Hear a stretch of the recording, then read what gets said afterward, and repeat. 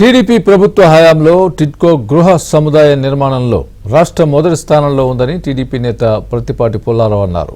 పల్నాడు జిల్లా చెరకులూరిపేటలోని టిడ్కో గృహ సముదాయంలో నివసించే ప్రజల్ని వారి సమస్యలు అడిగి తెలుసుకున్నారు. ఎన్నికల సమయంలో జగన్ టిడ్కో గృహాలకు డబ్బులు చెల్లించే అవసరం లేదని చెప్పడంతో ప్రజలు ఓట్లు వేశారని అన్నారు.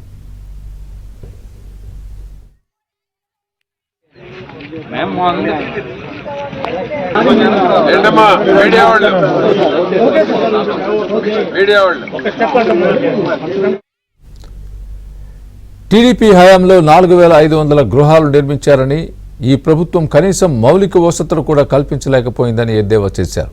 టిడ్కో గృహాలు అసాంఘిక కార్యకలాపాలకు అడ్డాగా మారాయని అన్నారు. టీడీపీ జనసేన ప్రభుత్వం ఏర్పాటు చేసిన తర్వాత టిడ్కో గృహాలకు వసతులు కల్పిస్తామని అన్నారు. ఈ సందర్భంగా ప్రత్తిపాటి పుల్లారావు టీడీపీ జనసేన కార్యకర్తలకు సెల్ఫీ ఛాలెంజ్ విసిరారు.